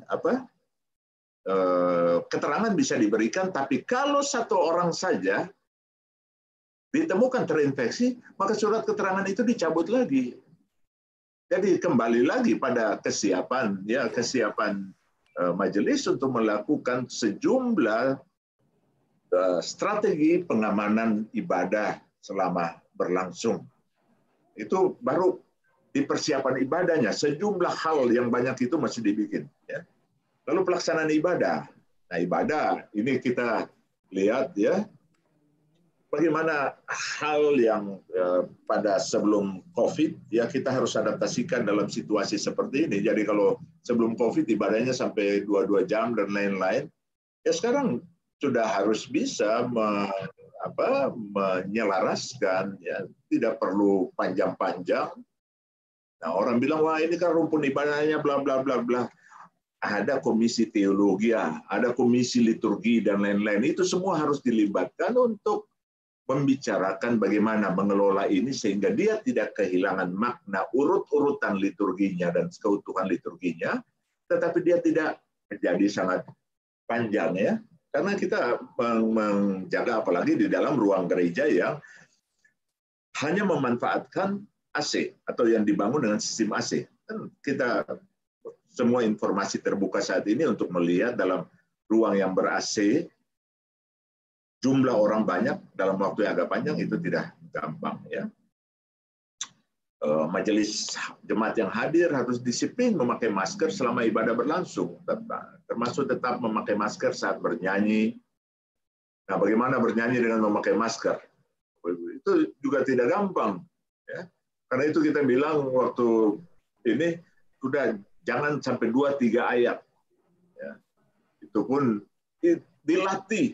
Ya. Saya kalau ada pimpin ibadah virtual begitu, ya, dari mimbar ya nyanyi ya, atau ini saya coba ini juga pakai masker atau latihan pakai masker, jadi juga mereka bilang ya Bapak kan suaranya besar, jadi kalau kita yang suaranya nggak ini ya, saya bilang ya kita bagaimanapun juga dan pasti teknologi akan menyesuaikan diri ya. Saya yakin teknologi akan menyesuaikan diri. Oh mungkin suatu orang akan mulai karena kebutuhan orang bikin masker yang bisa dipakai saat bernyanyi dan lain-lain, sekalipun saat ini belum ada ya. Teknis pemberian persembahan, bagaimana ditaruh kotak khusus dan segala macam-macam, ya, lalu kemudian ya kebijakan masing-masing gereja, ya, ada yang sudah pakai barcode, ada yang sudah pakai ya bisa ditransfer. Di atas semua itu Bapak Ibu, gereja lalu harus menjadi pusat edukasi dan literasi bagi warga jemaat dalam situasi pandemi COVID ini. Bagaimana merumuskan materi-materi edukasi, bagaimana distribusi materi-materi edukasi, ya, sehingga orang bisa paham. Karena persoalan kita saat ini adalah persoalan edukasi dan literasi. Itu yang saya katakan tadi, ya, new normal saja sulit orang pahami. Bagi kalau orang pakai new normal, ya gereja harus membantu untuk menerjemahkan apa yang dimaksud dengan new normal. Oke, ini sebuah realitas baru, tatanan perilaku yang baru, apa yang lama, apa yang baru, seperti ini, dan itu harus terus, karena itu komunikasi terus-menerus. Ada tim, kita sarankan supaya setiap jemaat punya tim taktis atau gugus tugas atau apapun namanya, yang bisa memberikan fokus pada pengelolaan kehidupan berjemaat di tengah situasi seperti ini. Bisa membagi informasi setiap saat, kalau ada yang kena, bagaimana kita mensupport dan bukan menjauhkan diri, bagaimana proses diakonia berjalan dalam situasi seperti ini, bagaimana konseling pastoral dijalankan dalam situasi seperti ini, ya. Apakah itu bisa dilakukan online? Siapa-siapa yang bisa sedia jadi konselor setiap saat? Itu hal-hal yang harus diatur secara khusus dengan energi yang dipusatkan dan dikelola oleh sebuah tim, ya, yang ada di dalam. Nah, timnya apakah ada orang-orang? Setiap jemaat punya resources yang sangat besar. Kami di PGI mulai awal-awal sekali bentuk hampir 60 tenaga relawan muda itu dari jemaat-jemaat. Untuk kebutuhan penyemprotan dan lain-lain, kami bikin konsul online, pastoral konseling online, 60 orang bergabung dari hampir seluruh Indonesia. Dan dilatih juga secara online, sampai tadi masih ada oleh konselor-konselor yang sudah punya skill dan lain-lain, ya. Sehingga lalu buka teman-teman yang punya kapasitas untuk mengelola IT, lalu membuat berbagai macam portal, termasuk portal konsul online. Sehingga siapa butuh pastoral counseling tinggal telepon. Nah, di dalam satu hari itu ada schedule-nya, siapa yang bisa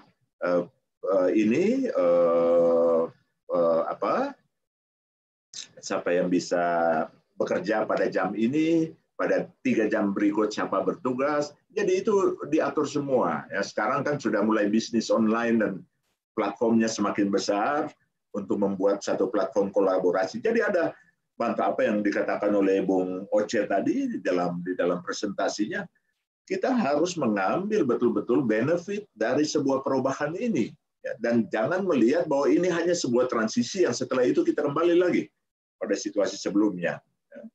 Jadi gereja harus menjadi pusat edukasi bagi warga jemaat dalam situasi pandemik seperti ini. Nah, ketika berakhirnya ibadah, majelis jemaat bertugas memandu peserta ibadah meninggalkan ruangan ibadah dengan tetap menjaga jarak aman pada pintu keluar, ya, kalau itu jalan. Nah, dan jangan bikin aktivitas lagi, ya. Dalam situasi seperti ini susah bagi kita kemudian keluar beli sate di luar, beli kue-kue di luar. Ya, kalau Gideon kan juga kadang-kadang kan pemuda langsung jualan di luar, Paulus, ya, banyak seperti itu, ya. Tapi dalam kondisi dan situasi seperti ini kita sudah harus pertimbangkan. Mungkin tetap bisa jualan, tapi dengan cara yang lain. Butuh gagasan-gagasan ide kreatif supaya kita bisa tetap melakukan banyak kegiatan sebelumnya, tetapi dalam bentuk dan format yang lain. Nah, ini yang kami sampaikan, Bapak Ibu, ya, sampai dengan perhitungan uang persembahan. Ya, saya masuk ibadah juga virtual atau ini ada uang persembahan dikirim yang majelis di belakang nggak pakai sarung tangan misalnya dan lain-lain. Ya, sementara fakta menunjukkan ya transmisi lewat uang dan itu juga menjadi salah satu alat media yang ini. Nah, setelah ibadah selesai gedung gereja ditutup, tidak ada kegiatan lain. Lalu disinfeksi selama masa ini untuk persiapan ibadah selanjutnya. Siapa melakukan disinfeksi? Peralatannya di mana? Mereka terlatih atau tidak untuk melakukan disinfeksi? Ya? Nah, sekarang kita menawarkan. Kita sekarang tidak lagi melakukan disinfeksi ke gereja-gereja, tapi anak-anak relawan yang dari ini, saya kira dari Gideon juga ada tuh di relawan PGI, ya. Itu kita minta kasih pelatihan ke gereja. Kalau butuh teman tambahan, kita kirim lagi, ambil dari yang lain. Tinggal beli peralatan. Nah, peralatannya kan ada semprotan-semprotan pupuk, itu juga banyak yang pakai, tapi cairannya yang seperti apa, campuran cairannya seperti apa, supaya jangan sampai 4-5 kali orang kena tempiasnya disinfektan, tahu-tahu kulit udah keriput, ya. Karena ada yang ada satu kita temukan satu ini campurannya kental sekali, pas kenal gatal loh, kok sampai ini. Ya Pak, itu kan supaya kuat, virusnya cepat mati. Aduh, ini soal pengetahuan, ya, dan skill untuk mencampur. Saya bilang yang pakai yang kekentalan seperti ini persis seperti di TPU. Ketika kami pergi ke sana itu kekentalannya sangat tinggi. Karena ketika disemprot kami langsung gatal. Begitu dipakai di gereja waktu itu mereka semprot-semprot. Dan ya kita saling menjaga, memperhatikan, ya, saling mensupport supaya ini dibutuhkan solidaritas untuk berbagi terus. Ya. Teknologi memungkinkan kita untuk berbagi, tapi bagaimana kita mencari cara dan jalan juga untuk bisa ini. Ya. Nah, saya kira itu pemantik dari saya. Semoga Tuhan memberikan hikmat bagi kita dan kita bekerja dan berjalan dengan hikmat yang dari Tuhan untuk bisa ya beradaptasi dalam situasi ini, dan ya pada saatnya kita bisa melewati situasi ini. Nah, orang dalam bilang, oke, kalau sudah habis pandemik, kita bisa kembali lagi dong seperti dulu. Mungkin saja, tapi ada banyak hal yang berubah. Ada banyak hal yang berubah. Contohnya ya, banyak di pemerintahan ketika kami kontak ya atau bertemu dengan mereka, ya saya misalnya ketemu dengan Pak Luhut, dia bilang, wah Pak Pendeta, kita di kementerian saya kita sudah putuskan jangan lagi ambil banyak karyawan karena selama pandemik ketika kita pakai teknologi kita tahu bahwa kita bisa melakukan efisiensi dan efektivitas kerja. Ya. Jadi itu Gemit misalnya kemarin lakukan sidang tahunan pakai online dan bisa menghemat 80%. Jadi mungkin ke depan sidang-sidang tahunan gereja itu bisa dilakukan online, dan itu jadi, dan mereka sudah kirim ke forum para pimpinan gereja karena banyak yang meminta ya untuk lihat panduannya. Mereka mengirim panduan teknisnya satu demi satu. Bagaimana cara melakukan itu. Jadi ini orang sudah mulai membiasakan diri dengan itu. Bahkan ketika pandemik, benefit, keuntungan yang mungkin didapat dari situasi pandemik akan dipakai sebagai pola, perilaku, dan kebiasaan sehari-hari. Saya kira kita bisa saling mensupport, saling mengingatkan untuk itu, dan pakai semua resource yang ada pada setiap jemaat. Anak-anak muda itu jago sekali untuk bikin desain grafis, untuk bikin materi-materi kampanye bagi jemaat, untuk pakai online. Aduh, itu luar biasa. Saya pikir ini mereka saat ini ya, mereka punya passion. Kita kerjakan itu beban. Hasilnya saja kita, oh iya bagus, tapi ketika mau tekun untuk bikin, aduh, sepertinya terbeban. Tapi kalau teman-teman muda ya, itu kita bisa gerakan dari mana saja. Kalau mereka dapat ruang untuk kolektivitas itu, spirit bersama itu dikembangkan, wah itu akan luar biasa. Saya yakin kita akan bisa cepat beradaptasi ya, bisa cepat beradaptasi. Nah, menarik saat ini satu fakta yang kita lihat dari hasil survei.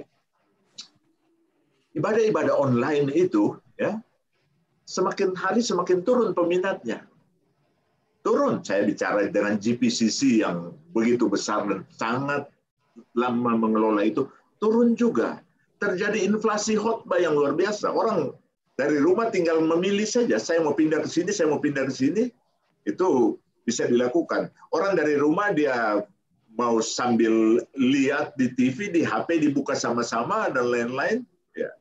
Atau sambil mengerjakan yang lain, kan orang bisa punya pilihan banyak dari rumah. Jadi memang dibutuhkan betul-betul kreativitas untuk mengelola ibadah itu dengan menarik ya. Ada yang memindahkan utuh-utuh. Jadi ibadah konvensional dipindahkan secara online utuh-utuh dari pendeta masuk sampai pendeta keluar. Ya, itu dibikin streaming begitu. Jadi kalau 1 jam setengah juga online begitu ya. Saya bilang aduh, lebih kreatif, lebih hidup seperti itu. Sebab kalau begitu pilihan sudah sangat banyak. Coba deh bikin survei kecil-kecil ya. Bikin survei kecil-kecil, kita bisa lihat berapa yang pas buka, aduh ini mulai dari pendeta masuk, sementara di sana lagunya, nyanyinya, khotbahnya udah jalan bagus, oh dia ya kita pindah aja nonton sana gitu daripada tunggu nganter-nganter ya. Jadi rumpun liturgi tetap dikelola, minta tim liturgi mempersiapkan, tetapi dengan ya kita butuh memang yang semakin ditantang untuk semakin kreatif. Oke, sampai dulu di situ, kepanjangan. Terima kasih, nanti seperti khotbah offline saya pindahkan lagi ke khotbah online. Iya. Terima kasih. Terima kasih Pak Pendeta Jeki. Jadi memang sudah kita dengar bersama-sama, memang banyak hal yang memang harus dipersiapkan gitu ya oleh majelis jemaat, oleh jemaat juga dalam rangka kita masuk kembali dalam peribadahan di gedung gereja gitu ya Pak Pendeta ya. Jadi memang hal-hal tersebut mungkin menjadi perhatian kita. Kalau di sini ada teman-teman majelis, ya silahkan kira-kira apa yang ingin Bapak Ibu atau teman-teman Pelkat juga ada dari PKB, kaum bapak, kaum perempuan, dari pengurus Pelkat PA juga ada. Silakan Bapak Ibu, kira-kira apa yang ingin Bapak Ibu diskusikan pada malam hari ini dengan Pak Pendeta J.K. Manuputi. Silakan, ada sudah bertanya melalui channel YouTube. Karena saya sudah jawab, apakah bisa bertanya ya, sesi tanya jawab ya, kita akan buka. Memang kita buka saat ini, silakan. Ibu Pendeta Marji, apa kabar Bu? Halo, kabar baik. Apa kabar? Ya. Sehat-sehat puji Tuhan. Sehat. Ibu Pendeta mungkin mau menanggapi atau ada yang ingin di-sharingkan, silakan Bu Pendeta. Ya, baik. Makasih banyak Bung untuk kesempatannya. Terima kasih Bung Jeki sudah memberikan pencerahan. Sebelumnya juga Pak Pendeta Oce. Satu hal menurut saya dalam rangka persiapan untuk pembukaan gedung gereja ini yang tidak kalah menjadi soal yang sangat serius yang seharusnya kita perhatikan adalah persoalan psikologis warga jemaat di kelompok rentan. Nah, ini kalau mungkin untuk anak-anak muda, justru mereka adalah kelompok yang sudah terbiasa dengan dunia online gitu ya, dengan daring. Jadi walaupun belum masa pandemi pun sebenarnya mereka sudah biasa menggunakan online dengan menggunakan daring dalam ibadah-ibadah yang mungkin setiap saat mereka bisa akses, mereka bisa pilih. Yang tidak terbiasa kan adalah kelompok, katakanlah kelompok generasi baby boomers gitu ya, yang memang terbiasa datang gitu dengan offline. Nah ini menurut saya juga persiapan yang harus sangat hati-hati. Jadi sosialisasi itu harus memperhitungkan kelompok-kelompok rentan dalam hal ini yang justru sangat menggemari perjumpaan langsung. Nah ini bagaimana justru menurut saya tadi tentu saja sosialisasi dibutuhkan, tetapi penting juga untuk mengingatkan bahwa sebenarnya gereja di 200 tahun pertamanya kan memang mengalami sebuah proses yang seperti ini gitu, ibadah dari rumah. Jadi nggak usah kaget misalnya ketika kemudian saat ini misalnya dalam situasi pandemi COVID-19, kalau dulu mungkin pandemi Romawi misalnya dalam tanda kutip, kemudian sekarang kita sedang kembali gitu. Tetapi sekali lagi catatan saya penting sekali memperhatikan kelompok yang justru sangat ingin gitu ya. Dan ini kan beberapa misalnya kami di Jawa Barat itu di PGIW menerima masukan gereja-gereja yang justru oma-oma, opa-opa, kakek nenek yang minta sampai nangis-nangis kepada pendetanya, izinkanlah kami nih bergereja. Masa kan sudah mau tinggal, usia kami nggak tahu tinggal berapa lama, kok kami malah nggak bisa ke gereja gitu. Itu tuh pertanyaan-pertanyaan yang kadang-kadang juga menjadi dilema bagi banyak pendeta gitu ya. Padahal di satu sisi protokolnya memang nggak boleh gitu, tetapi pendekatan psikologis itu mungkin memang menjadi sesuatu yang sangat sangat penting dipertimbangkan.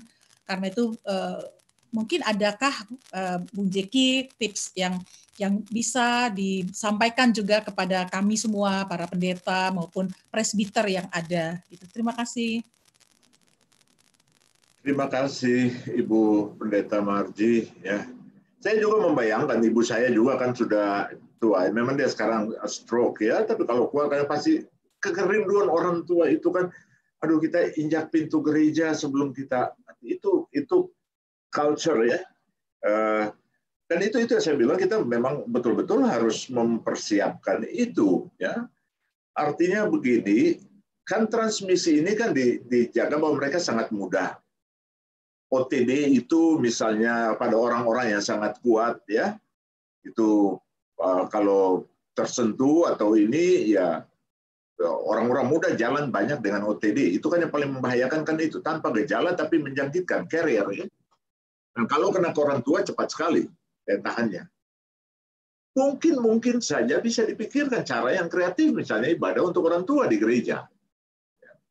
Jadi khusus satu hari atau ini di mana orang tua yang kita antar atau bawah, ya, tapi juga dengan kuota yang terjaga dan jarak yang terjaga. Kan keinginan mereka kan menginjak pintu gereja, melihat mimbar. Ini keinginan-keinginan yang kita bisa bayangkan lah. Itu sebuah sukacita, sebuah ini ya, buat mereka ya, menjadi tidak terbeban ya. Kalau nggak juga imun mereka turun kalau lihat yang lain pergi gereja dan ya, waduh, kita harap mereka terjaga, malah mereka stres di rumah. Jadi ya, saya pikir yang paling penting kan kita menjaga jangan sampai terbuka ruang dan peluang untuk orang terinfeksi. Betul-betul. Ini yang nah di situ lalu memang bukan cuma pengetahuan, tapi kapasitas untuk mengelola keamanan bersama dan keamanan diri sendiri itu yang betul-betul harus tidak saja common sense dimengerti sama-sama, tapi harus diadministrasi di dalam protokol yang dibuat dan dilatih untuk semua. Dan dilatih untuk semua. Kan kadang-kadang orang kita kan ngeyel gitu, gue juga udah tahu lah. Yang jauh itu nggak usah diajarin. Aduh Pak, jangan pakai yang begitu-begitu dah. Salah sentuh saja kita sudah tahu kalau metal berapa lama bertahan, kalau ini berapa lama bertahan dan lain-lain. Dan sudah terbukti kan, bukan ya dulu ketika mulai ibadah begitu, ada yang sampai khotbah pendeta-pendeta, masa kita nggak percaya Tuhan, masa kita nggak percaya ini. Yang khotbah itu mati pendetanya. Di Amerika kan begitu. Di Afrika juga begitu. Di Indonesia juga begitu, dengan jumlah ribuan jemaat. Besoknya, ini kan Tuhan sudah bilang begini.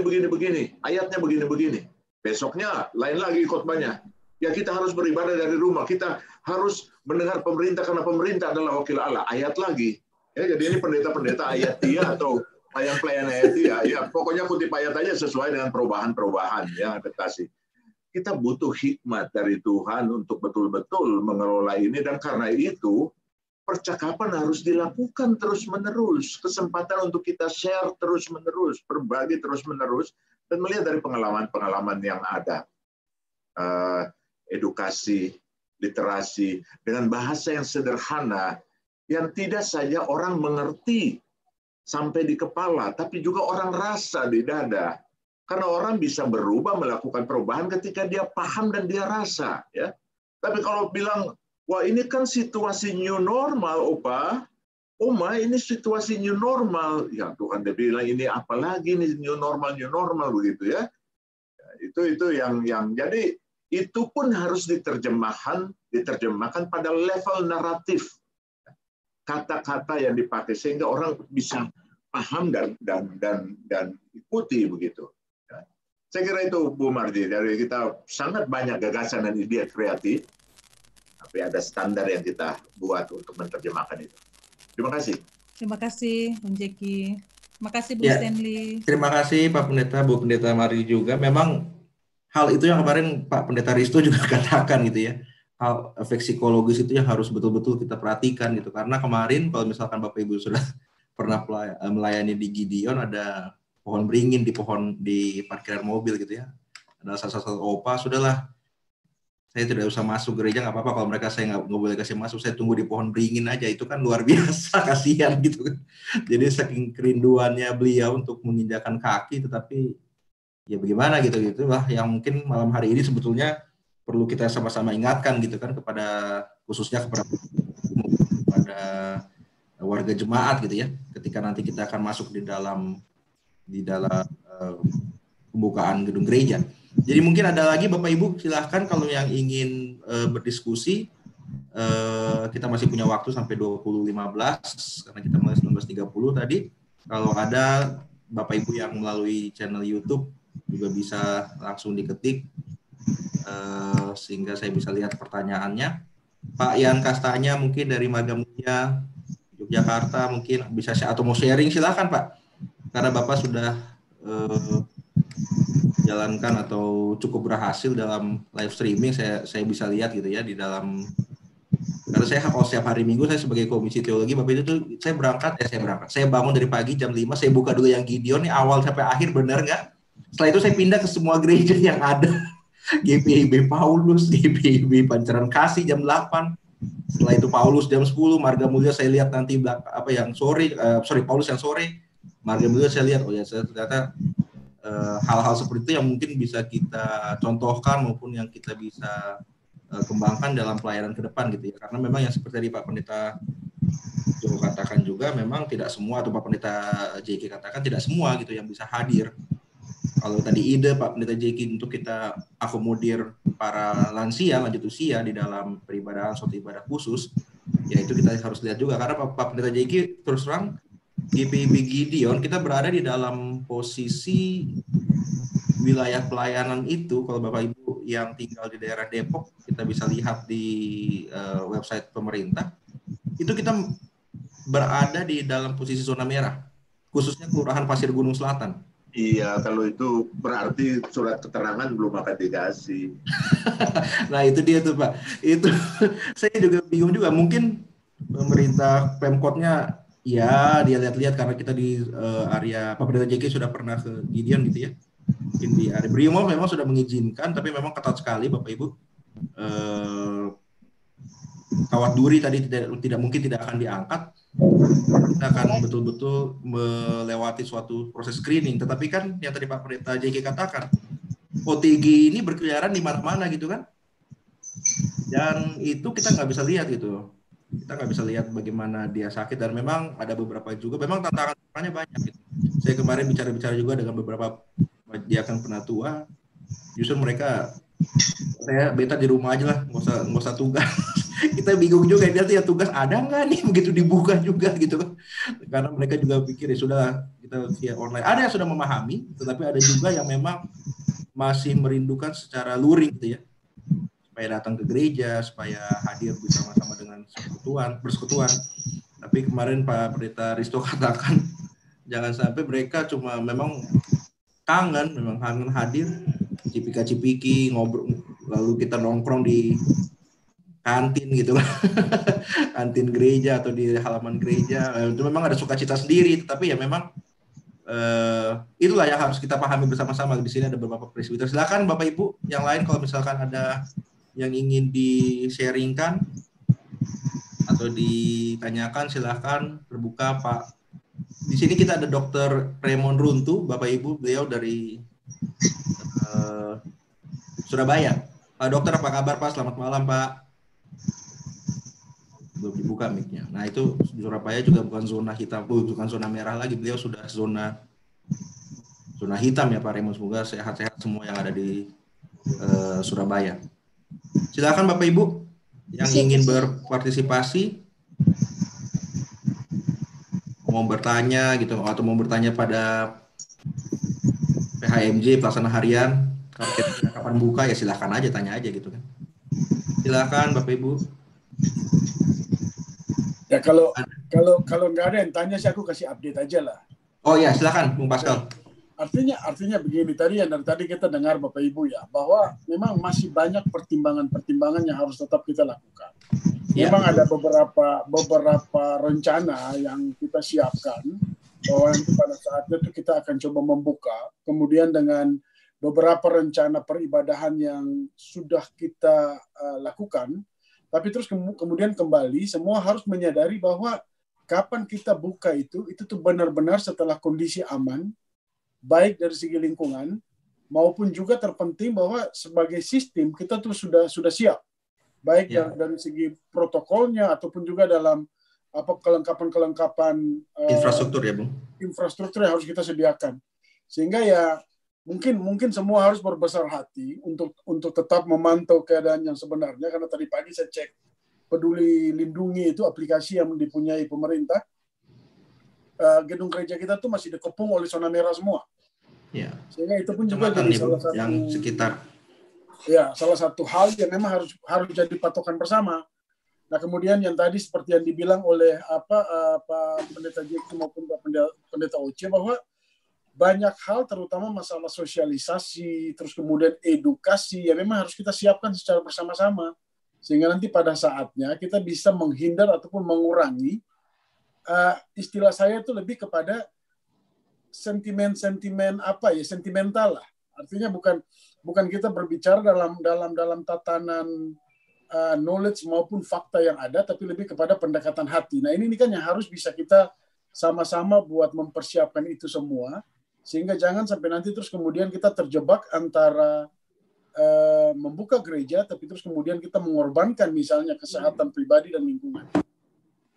Sehingga kalau misalnya sampai sekarang tuh kita masih ada punya tentatif rencana tuh sekitar tanggal 2 Agustus, itu pun kita akan mulai dengan bertahap. Ya. Ibadah pertama tuh mungkin kita nggak akan buka buat semuanya, tapi untuk event-event khusus. Nah, untuk sementara tuh kita juga akan lebih mempersiapkan kalau misalnya ada beberapa jemaat yang sudah mengutarakan niat misalnya untuk menikah dan sebagainya, itu yang akan kita dahulukan. Walaupun dengan protokol yang sangat ketat, ya salah satu contohnya kita akan batasi keluarga yang harus datang untuk menghadiri misalnya ya ibadah pernikahan itu sendiri. Kurang lebih begitu Bapak Ibu. Iya, saya boleh tanggapi dikit. Iya, silakan Pak Pendeta Jeki. Di GPM itu kemarin sebelum dijalankan PSBB ketika sudah masih naik-naik ya, nekat mereka kejar untuk ibadah orang sidi. Tapi mereka rencana cicil dalam 1 bulan. Jadi pas anak sidi itu misalnya hanya 10 anak dan jaraknya 22 meter kiri kanan, hanya boleh diizinkan datang orang tua saja. Tidak boleh ada yang lain. Yang mereka kirim foto dan macam-macam begitu ya. Kemudian diumumkan minggu depan PSBB, itu kejar-kejaran tuh. Bikin jam berapa ya. Jadi memang kita melihat bahwa gereja-gereja mencoba beradaptasi dengan ini, tapi yang paling penting adalah memang melatih itu untuk menjadi sesuatu yang terbiasa. Saya ingat Bu Marji ya, pertemuan PGIW Jawa Barat ya. Saya hadir juga di situ untuk melihat kapan mereka buka rumah ibadah. Kenapa diambil keputusan bersama? Supaya jangan satu lihat, satu sudah buka sana, kok kita enggak? Kan orang bilang, ya di sana buka, kenapa kita enggak? Ya di masjid saja orang sudah sembahyang Jumat, kenapa kita tidak? Gitu kan? Nah, kan kadang-kadang kita pakai bandingan-bandingan pada sesuatu yang berisiko. Yang jadi bandingannya jangan, ya itu sama dengan orang bilang, ya dia aja berani nyebrang jalan ketika lampu lagi hijau. Kenapa kita nggak berani? Begitu. Ya, itu ya. Bandingannya bukan pada sesuatu yang baik, tapi sesuatu yang nekat. Dia bisa nekat, kenapa kita nggak nekat? Kan begitu. Ya. Dan saya bilang, minta hikmat. Seperti Amsal 27 ayat 12, dia bilang, orang yang bijaksana melihat kejahatan lalu menghindar. Ya. Tapi orang yang bodoh berjalan terus lalu celaka. Ya itu ada kan kita bilang begitu. Jadi jangan kita pakai bandingan-bandingan itu, karena kalau kita pakai bandingan-bandingan maka kita tidak membangun sebuah persepsi, sebuah sikap berdasarkan pengalaman, pengetahuan dan apa yang kita bicarakan sendiri di dalam pengenalan terhadap apa yang kita punya. Seperti itu. Jadi ini betul-betul membutuhkan sebuah perubahan. Jadi bukan cuma situasi secara eksternal berubah di sekitar kita, tapi mindset kita harus, kadang-kadang mindset kita ya, tidak berjalan paralel dengan apa yang berubah di luar. Kata-kata kita boleh paralel, tapi di belakang kepala kita ada zona nyaman di mana kita berharap, aduh, gue ingin seperti ya waktu itu, ya sudahlah, pohon beringin lah. Kita duduk gitu ya, jangan di pohon beringin, nanti kita cari waktu supaya bisa juga lihat mimbar di dalam begitu kan. Ya itu tadi ya, ada kerinduan itu. Ini harus difasilitasi, tetapi betul-betul dengan memastikan bahwa ini safe ya. Iya, betul. Ini safe. Ini jangan asal lepas seperti itu. Sekali muncul satu dan klaster, ya kita sudah inilah cap di belakang kepala kita, oke, klaster Bogor, klaster Bandung, klaster ini ya, itu sudah bikin kita di dalam bangsa ini jadi klaster-klaster ya. Padahal nanti kalau di yang lain mereka nggak bilang klaster begitu. Tapi itu gereja terpanggil untuk menjadi contoh, memberikan contoh baik. Dia harus menjadi role model begitu, dan untuk menjadi role model nggak usah ikut karena oke, di sana udah nekat, kita juga nekat gitu ya. Itu saya kira begitu. Ya, terima kasih Pak Pendeta Jeki. Ya memang betul-betul yang tadi Pak Pendeta bilang itu betul harus diperhatikan gitu ya. Dia memang Wah, itu tantangannya luar biasa, dan memang ada beberapa kadang-kadang kalau saya lihat gitu ya, ini bukan di, saya nggak tahu jemaat GPB yang lain gitu, tetapi kalau kita memang tantangannya dari teman-teman intern dulu susah juga ya kita. Bagaimana gitu, apa namanya, mereka yang cepat-cepat beribadah. Saya ingat Bapak Ibu, kemarin saya ikut webinar dari GPB Philadelphia, Pendeta Yowas gitu ya. Dia katakan bahwa GKI Pondok Indah tidak akan buka sampai tahun depan, sampai tahun mungkin ya, karena mereka ada melihat 5 faktor. 5 faktor itu ada seperti kurva epideminya, lalu yang meninggal itu, dan 5-5-nya itu bukanlah atau, tetapi dan. Jadi 1 dan 2 dan 3 dan 4 dan 5. Jadi mereka lihat 5 hal itu kalau sudah hijau semua, baru mereka buka. Dan itu suatu keputusan yang menurut saya sangat cukup berani gitu ya, untuk kalau beliau katakan ya ini kita memelihara kehidupan, bukan untuk kita menimbulkan, tadi Pak Pendeta Jeki katakan yang tahu nanti sampai kita jadi klaster lagi gitu kan. Kalau kita yang jadi klaster cepat banget itu keluarnya. Bahkan teman-teman kantor saya begitu saya tahu saya panitia PST, waduh itu saya nggak usah masuk kantor dulu katanya. Tinggal di rumah dulu, waduh kurang asem. Jadi gitu Bapak Ibu, mungkin ada lagi, kalau nggak kita akan mengakhiri webinar atau diskusi pada malam hari ini. Bapak Ibu, luar biasa sekali ilmu-ilmu atau maupun pandangan-pandangan yang kita dapat pada malam hari ini. Itu saya rasa kita dapat diperlengkapi juga untuk mempersiapkan diri masing-masing memasuki adaptasi kebudayaan baru gitu ya.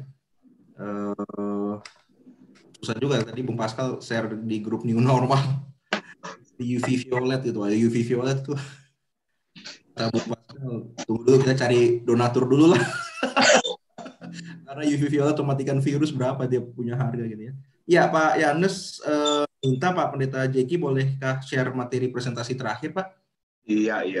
Saya nanti akan coba di-share oleh Pak Pendeta. Pak Pendeta Risto mungkin bisa menutup dengan closing statement atau mungkin kesimpulan. Setelah itu silakan Pak, silakan tunjuk saja siapa yang mau dipimpin doa, Pak, memimpin doa. Banyak pendeta Pak, ada pendeta Desi Watimena. Itu, waduh, saya baru nggak lihat tadi. Pak Risto.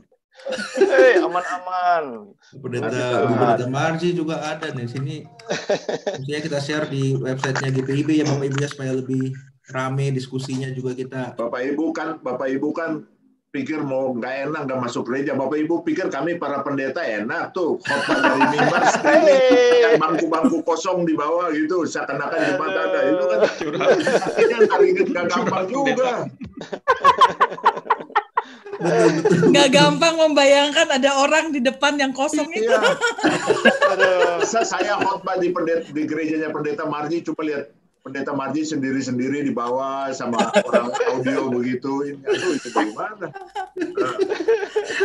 Memang Bapak, itu betul Pak Pendeta JG, saya pernah ikut waktu pembukaan bulan pelayanan kesaksian di GPB Gloria, kebetulan ketua 1 gitu ya, yang pimpin. Karena live streaming, ketika persembahan saya bingung, ini mau kasih beneran apa enggak sih, ini gimana? jadi Pak Pendeta, kalau Bapak Ibu lihat mungkin Pak Pendeta Martin lewat KBC sempat tinggal kiri kanan gitu.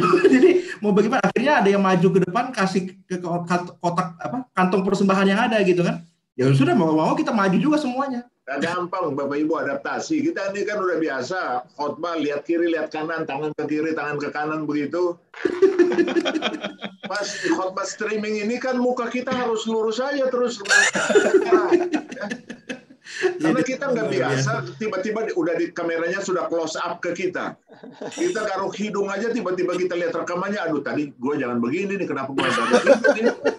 Kan karena nggak biasa. Jadi ini memang buat pendeta, buat jemaat, buat majelis, semua butuh adaptasi dengan teknologi, dengan perubahan-perubahan ini yang ya. Kalau Pak Uce sekarang kan udah sangat lincah untuk untuk live streaming dan lain-lain. Silakan Pak Pendeta Risto mungkin. Ya, baik, terima kasih kepada Pendeta Yasef Vanusa, juga Pendeta Jeki Manuputi. Kami sudah diperlengkapi dengan bagian-bagian yang baik untuk memasuki tadi. Kalau Pendeta Jeki bilang saya tidak setuju new normal, saya maunya realitas baru, gitu kan? Memang setuju atau tidak setuju ya kita harus jalan di dalamnya. Apapun yang terjadi ya memang beginilah keadaan yang harus kita jalani, dan apa yang sudah diberikan pada malam hari ini itu juga memperlengkapi kita baik dalam mengembangkan pelayanan lewat jalur-jalur online, juga jalur-jalur Zoom gitu ya, banyak Zoom, dan masih banyak hal saya kira yang perlu dikembangkan, dan memang ada banyak hal juga yang dari rasa-rasa kita yang perlu ditinggalkan ketika kita memasuki realitas yang baru ini. Terima kasih kepada Pendeta Yosef Vanusa, juga Pendeta Jeki Manuputi. Saya sih maunya ya Pendeta Yosef Vanusa lah yang tutup kita dalam doa supaya klop. Yang jauh yang berdoa, kalau yang dekat kan sudah biasa dengar suaranya paling jauh. Iya. Oke, mari Ibu Bapak kita satukan hati, kita berdoa. Kami menaikkan puji dan syukur kepadamu ya Tuhan untuk pertemuan kami pada malam ini, untuk saling memperkaya satu dengan yang lain, memperlengkapi satu dengan yang lain, menguatkan satu dengan yang lain agar kami bisa beradaptasi di kebiasaan baru, di realitas yang baru. Tolong kami ya Tuhan agar kami boleh sungguh-sungguh menampilkan diri sebagai citramu, agar kami boleh sungguh-sungguh menjadi teladan di tengah-tengah dunia ini. Mampukan kami untuk bisa mengadaptasi diri dengan baik, supaya kerinduan untuk bergereja tidak untuk memperlihatkan bahwa kami tidak takut, tetapi yang lebih penting adalah kami mau berbakti, beribadah, memuliakan Tuhan, bahkan sekalipun itu hanya lewat daring atau live streaming. Berkati Majelis Jemaat GPIB Jemaat Gideon, Tuhan berkati di dalam karya pelayanan, dalam mempersiapkan pelayanan-pelayanan yang ada, bahkan mempersiapkan diri sampai dengan nanti boleh melakukan ibadah luring. Tuhan juga berkati semua dengan pergumulannya masing-masing dalam keluarga rumah tangganya. Kami mohon berkat-Mu juga untuk Pendeta Jeki dalam tugas-tugas dan tanggung jawabnya. Tuhan berkati, Tuhan sertai agar boleh mengambil bagian dalam kepemimpinan gereja-gereja di Indonesia ini dengan baik. Terima kasih ya Tuhan, berkati kami dalam istirahat malam kami, dan biarlah kami semua boleh terus memuliakan nama-Mu. Kami berdoa hanya di dalam nama Tuhan kami, Yesus Kristus. Amin. Terima kasih banyak. Bapak Ibu. Terima kasih banyak semuanya. Terima kasih Bu Pendeta. Bapak Ibu semuanya. Materinya saya sudah kirim ya. Materinya saya sudah kirim. Pak Pendeta, materi sudah ada di dalam chat, kolom chat. Bapak Ibu silakan di-download bagi yang mau download. Bapak Ibu yang besok. Kestanya udah pindah dari Jogja ya? Ya, Bapak. Yang kestanya. Oh iya, apa di Jogja? Itu penguasa Jogja. Om Yan, itu ditanya Pak Pendeta Jeki.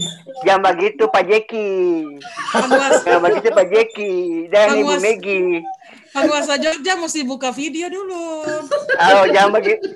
Lagi ini nih. Mbak Jalan apa di Malioboro ini? Iya. Jangan-jangan tidak physical distancing itu. Kamera rusak, jangan bilang kamera rusak. Bung Stanley mesti dapat pengembalaan khusus dari Ketua Majelis Jemaat Jogja itu. Makanya itu, aduh. Physical distancing itu. MJ dulu deh. Sudah pindah atestasi ke Gideon. Kata mau atestasi di Salemba 10. Bisa juga. Jangan begitu Pak Jeki. Pak Jeki selamat malam Pak Jeki. Mohon izin saya live sebentar, ada beberapa hal lagi yang harus saya urus. Terima kasih atas malam ini. Oke, terima kasih. Selamat malam semuanya. Pak Ibu Anita itu udah cabut.